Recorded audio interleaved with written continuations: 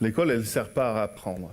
Quand on essaye de comprendre, en regardant dans différents pays, en regardant dans différentes époques, à quoi sert l'école, l'école, elle sert essentiellement à apprendre des connaissances qui ne sont pas utiles. Qui ne sont pas utiles au moment où on les apprend. Qui seront utiles plus tard. Parce que si vous avez une connaissance vraiment utile pour tous les jours, vous l'apprendrez tout seul. Si vous avez une connaissance, par exemple la manipulation d'un objet, que vous manipulez tous les jours, vous pouvez très bien l'apprendre tout seul. Par l'action, par le tâtonnement, par l'exploration. L'école, elle ne sert pas à ça. L'école, elle sert à apprendre le futur. Donc l'éducation s'est vraiment digitalisée de façon majeure pendant le confinement. On va vers une révolution de l'enseignement aujourd'hui. Ça trouve que le déconfinement progressif et la reprise progressive du chemin de l'école par les enfants, tout en gardant du distanciel, est sans doute une préparation à ce qui nous attend avec une hybridation beaucoup plus forte de l'enseignement. Il ne faut pas oublier que jusqu'à présent, le numérique et globalement les questions du numérique ont très très peu le droit de citer dans le monde scolaire, et en particulier dans le monde scolaire. Or, ce qui s'est produit, c'est que depuis le début des années 2000, ce n'est pas dans le monde scolaire que l'apprentissage s'est développé, c'est en dehors. Et ce ne sont pas des apprentissages scolaires qui se sont développés, ce sont des pratiques sociales.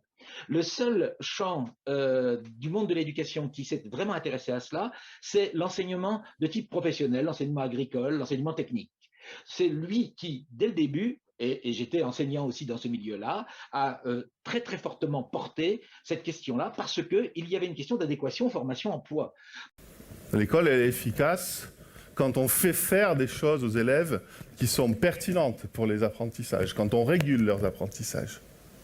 L'école, elle est efficace quand on arrive à faire apprendre les élèves progressivement, à leur faire franchir des étapes en partant de là où ils sont pour les amener là où on veut les amener. Tout le monde est d'accord partout dans le monde là-dessus, sur ce qui est important pour réussir à apprendre à l'école. Et quand on fait le tour de ces questions-là, on ne trouve aucun outil. Bonjour, ce teasing est là pour mettre en évidence un paradoxe. Pendant que certains prédisent une présence de plus en plus massive du numérique à l'école, notamment par l'hybridation, la recherche est là pour nous rappeler qu'il n'existe aucun outil pour rendre l'école plus efficace. Que faut-il faire? Ce parcours s'annonce comme un élément de réponse. En effet, l'équipe de formation et moi-même, nous allons vous proposer une autre manière d'aborder l'hybridation, ou tout du moins, une autre façon de la pratiquer. C'est ainsi que ce parcours va se scinder en 3 modules. Le premier va revenir sur la notion même d'hybride, qu'est-ce qu'on entend par hybridation. Le second va s'attacher à vous proposer une autre manière de pratiquer l'hybridation dans une forme qui peut-être risque de vous surprendre. On parle d'hybrider en présentiel.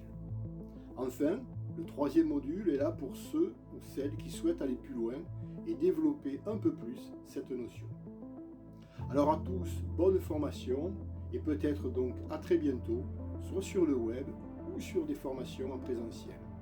Bon courage, à très bientôt.